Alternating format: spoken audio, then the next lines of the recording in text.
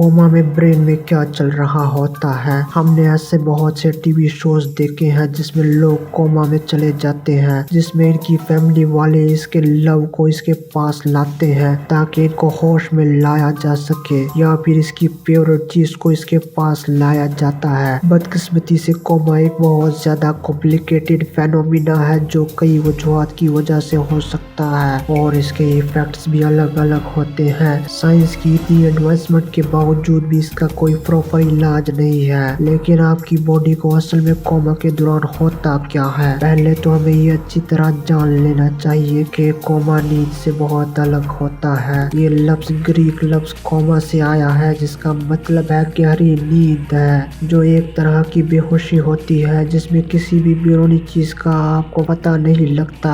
आप कोमा में गए शख्स के सामने कुछ भी कर ले, इसे कोई भी फर्क नहीं पड़ेगा। यहाँ तक कि अगर आप इसके सामने दुनिया का इंतहाई तेज म्यूजिक भी चला दे तब भी इसे कोई फर्क नहीं पड़ेगा, और अगर आप इसे जिस्मानी तकलीफ भी दे तब भी इसे कुछ महसूस नहीं होगा। पुराने जमाने में कुछ ऐसे ही जिस्मानी तरीकों का इस्तेमाल करके इसे होश में लाने की कोशिश की जाती थी। इस वक्त में कोमा में गए शख्स को आग में जलाया जाता, या फिर बर्फ से ठंडा किया जाता, या फिर इसके सर से डायरेक्ट खून निकाला जाता। और एक ये तरीका भी इस्तेमाल किया जाता जिसमें पेशेंट को मुकम्मल भूखा कर दिया जाता ताकि शदीद भूख से शायद ये कोमे से उठ जाए। कोमा में लोग दिमाग पर शदीद चोट लगने, ब्रेन स्ट्रोक, ब्रेन ट्यूमर या फिर बहुत शदीद नशा करने से भी जा सकते हैं, और इसके अलावा डायबिटीज और किसी इन्फेक्शन से भी ये हो सकता है। आमतौर पर कोमा में इंसान चंद हफ्तों तक ही रहता है। अगर इससे ज्यादा देर तक के लिए इंसान कोमे में चला जाए तो इसके वापस नॉर्मल होने के चांसेस बहुत कम होते हैं, और अगर नॉर्मल हो भी जाए तो भी इनके अंदर छोटे बड़े मसले रहते हैं, जिसमें बोलने में मसला होना, दिमागी मसले और बॉडी के मूवमेंट के मसले शामिल है। पेशेंट को कोमा में लेकर भी जाया जा सकता है अगर ब्रेन को नुकसान पहुंचने का अंदेशा हो, जो कि कोई चोट लगने या नशे का बहुत ज्यादा इस्तेमाल की वजह से हो सकता है, या किसी भी बीमारी की वजह से। तो ऐसे में डॉक्टर्स पेशेंट को कोमा में ले जाते हैं क्योंकि बीमारी में चोट लगने की सूरत में दिमाग फूल सकता है, जिससे प्रोटेक्ट करने के लिए पेशेंट को कोमा में ले जाना पड़ता है। इस कोमा के दौरान दिमाग की इलेक्ट्रिकल एक्टिविटीज को कम किया जाता है और मेटाबॉलिज्म को आहिस्ता किया जाता है, जिससे ब्रेन के फूलने को कम किया जाता है। कोमा कई तरह के होते हैं और हर एक दूसरे से अलग होता है, जिसमें एक वेजिटेटिव स्टेट होती है जिसमें पेशेंट कुछ फिजिकल एक्टिविटीज कर पाता है, जैसे जमाई करना या कुछ आवाजें निकालना,